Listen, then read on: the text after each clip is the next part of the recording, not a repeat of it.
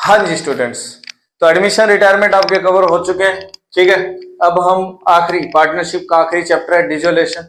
ये तीनों चैप्टर ही मिला के मैंने आपको बताए थे कि आपके 35 नंबर की पूरी पार्टनरशिप की बुक है। उस पार्टनरशिप की बुक में पहला जो आपका फंडामेंटल कंसेप्ट है वो 8 का या 10 का मान के चलिए, और गुडविल चेंजिंग शेयरिंग रेशो वाला है वो 3 या 4 का। तो आप इसको 14 का मान के चल ही सकते हैं, या फिर 13 का मान लीजिए। दोनों को मिला के बचे एडमिशन रिटायरमेंट डिजोलेशन, जो आपके 22-23 नंबर के आराम से कवर कर सकते हैं। ठीक है, और साथ ही साथ अब हम डिजोलेशन में आप पीछे लिखा हुआ परफॉर्मा देख सकते हैं। तो मैं शुरू करता हूं। ठीक है, ज्यादा टाइम नहीं लेंगे हम, बस थोड़ा सा ही है। तो डिजोलेशन शुरू करते हैं। बेसिक बातें आपको सारी क्लियर कर दूंगा इसमें। तो डिजोलेशन ऑफ पार्टनरशिप के अंदर आपका क्या है, 4 अकाउंट बनाए जाते हैं: realisation account, partner loan account, partner capital account, cash at bank. ठीक है, अब ये कई सोच रहे हैं कि हाँ भाई हमको ये चारों तो पता है, फिर सर को ये बताने की जरूरत क्या है। लेकिन शुरुआत कहीं ना कहीं से होती है। अब रियलाइजेशन अकाउंट से शुरुआत होती है पूरे सम की। ये और ये बाद में आते हैं। कई बार क्वेश्चन पता क्या आता है, आपके एक एक नंबर के क्वेश्चन लगभग इसमें से उठा के दे देता है, और ये पूछ लेता है कि जो सबसे पहले जो फर्म है, आपको अच्छी तरह से पता है डिजोलेशन ऑफ पार्टनरशिप फर्म क्यों बनाया जाता है, जब फर्म का एंडिंग हो जाए।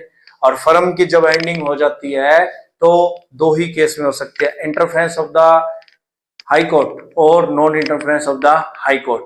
एंड उसके बाद ये 4 अकाउंट्स बनते हैं। तो रियलाइजेशन अकाउंट क्यों बनाया जाता है, रिवोल्यूशन अकाउंट क्यों बनाया जाता है, क्या इस क्वेश्चन का आंसर पता है? दोनों के बीच में एक ही डिफरेंस होता है।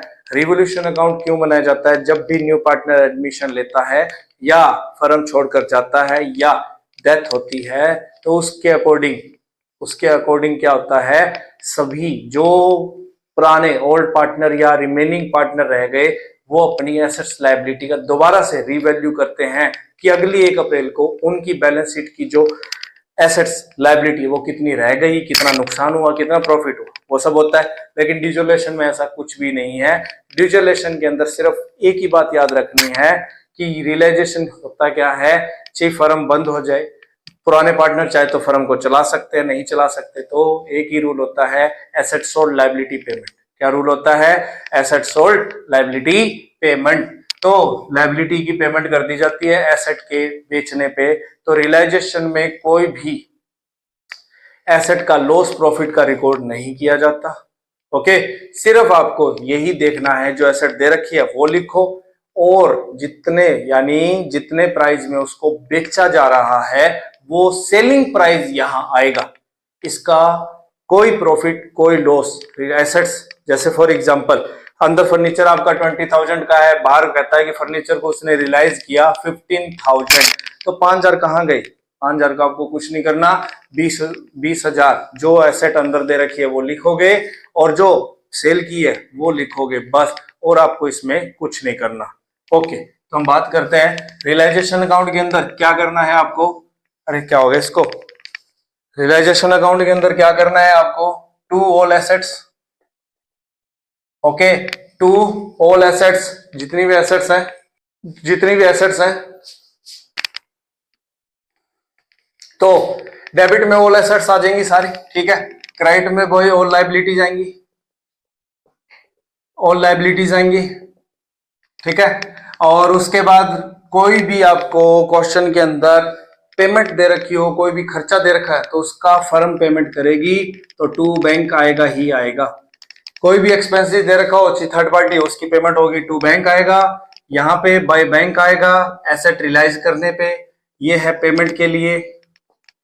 ओके, तीसरा मोस्ट इंपोर्टेंट केस क्या है कि पार्टनर ने क्या है, एसेट टेकन कर ली या लायबिलिटी। तो पार्टनर है तो यहां आप लिखेंगे bye partner capital, bye partner capital account. क्या लिखेंगे यहाँ पे? एसेट टेकन, जो उसने एसेट ली है। ओके, और to partner capital liability taken. Okay, ये सब होने के बाद फिर पार्टनर लोन अकाउंट बनाया जाएगा। तो रियलाइजेशन अकाउंट क्या होता है, इसमें डिजोलेशन में यही चीज होती है। सर्वप्रथम यानी इन फर्स्ट थर्ड पार्टी को पेमेंट होती है जो रियलाइजेशन अकाउंट से की जाएगी।